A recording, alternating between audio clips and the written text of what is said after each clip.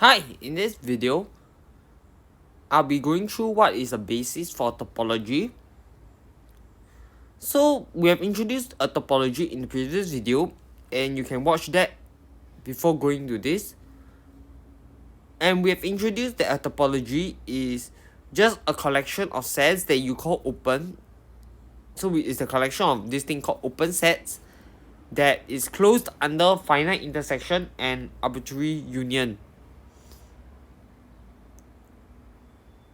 And so, a basis of a topology is a collection of subsets of X such that it has these properties.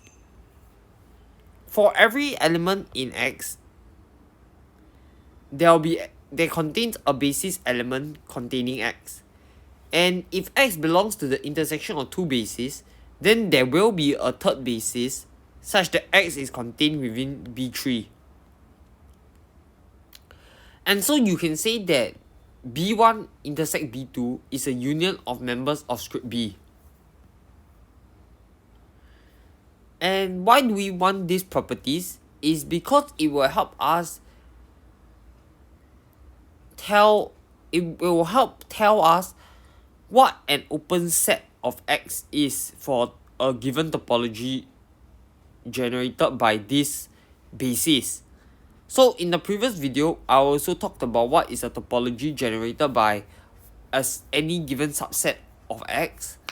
But now with our subset of X that has these properties, then the basis will generate a topology, and the sets inside you can describe them. And that's really important, because if you are given a random set of topologies without any way of describing the open sets, then you have to give all the open sets possible. But now you are given a way to describe these open sets. And it says that the open sets in this topology generated, if and only if for every element in this topology there exists a basis element such that X is an element of the basis, which is a subset of this open set. And you can actually relate this to how it looks like for metric space topology, and later we will see why. So it gives us a way of describing a topology and check what sets are open. So how do we prove this? Is that we prove that the topology T0, which is the subset of with this property star, is equal to the topology generated by script B. So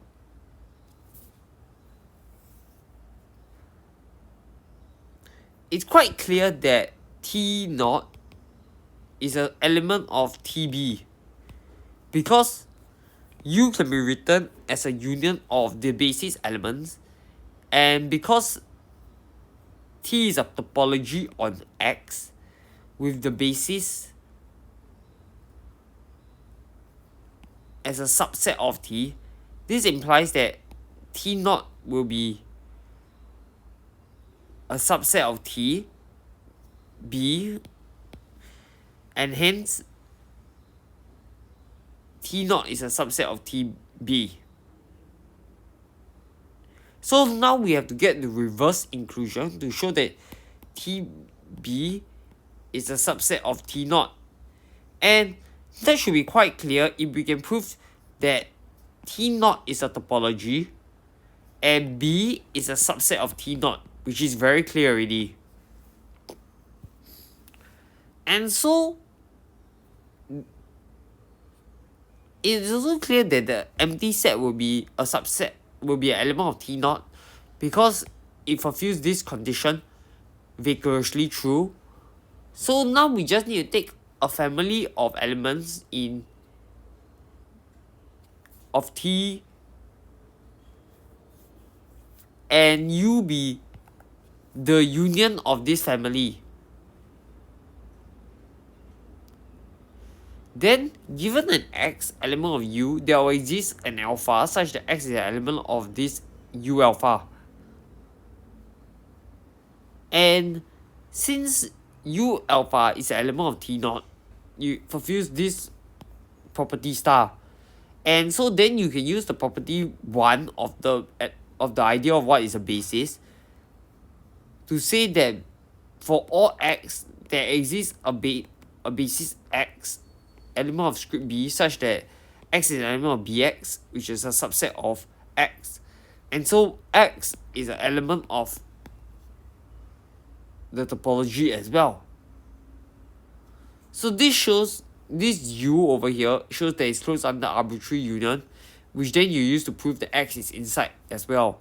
So we just need to prove that it's closed under finite intersection, and that's really just showing the intersection of two open sets in T naught is inside T naught as well. So given two sets, open sets, and x is an element of union 1, U1 intersect U2, we can then choose B1 and B2 such that x is an element of B1, which is a subset of U1, x is an element of B2 as well, which is a subset of U2, and so x is also an element of B1 intersect B2. And then by property 2, there exists a B3 such that x is an element of B3, which is a subset of B1 intersect B2, which then you can say is a subset of U1 intersect U2. And this fulfills the condition that U1 intersect U2 is an open set. And so U1 intersect U2 is an element of T naught. And by induction, you can run over finite families intersection. And hence, this proves that T naught is a topology, and this implies that the topology generated by script B is the same as T naught. And so let's just take an example to better illustrate the point. And so we just take the example of metric spaces, if you say, and we have a collection of circular regions in the space, in the plane. So let's just say that this is the x and y axis. For every circle, you can just draw another circle in the intersection, and so it shows that this condition 2 is fulfilled in a sense.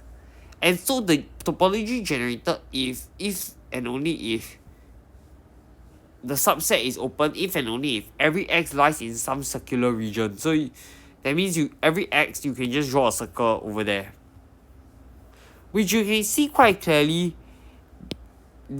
that will form a basis for the plane already. So R2 can be filled with circular disk. Then R of course can be filled with intervals. R3 can be filled with actual spheres that are called the open balls, and so on. But you can also see that the rectangle will also work as well. And so actually you can prove that in the Euclidean space, the collection of open balls topology and the collection of rectangle topologies are equal.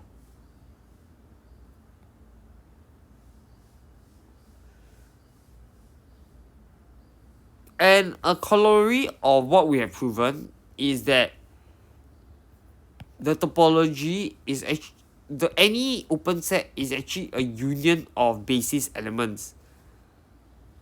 And so the whole topology is actually just a collection of unions of the basis elements. So an example one would be the metric space topologies that we have already went through. So we can let the basis be the set of all open balls. And based on what we have already know about metric space topology, we know that property 1 and property 2 holds. And so you can see that the U is open if and only if for all x there exists a ball such that x is an element of the ball, which is a subset of U. And that is our definition that we gave earlier for what is an open set in the metric space topology. But so now instead we define what open set is first, then we show that it is equivalent to saying what we have said earlier in 2 videos back. And that is because the open balls form a basis for the metric space topology. So a set is open if it's a union of open balls.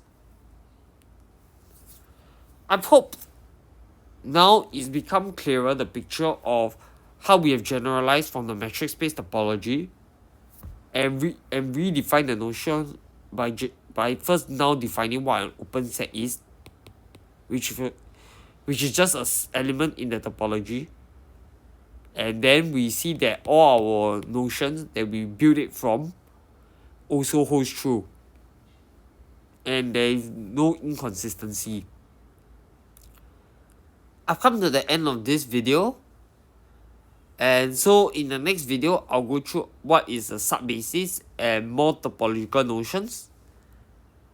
So I'll catch you again. Bye.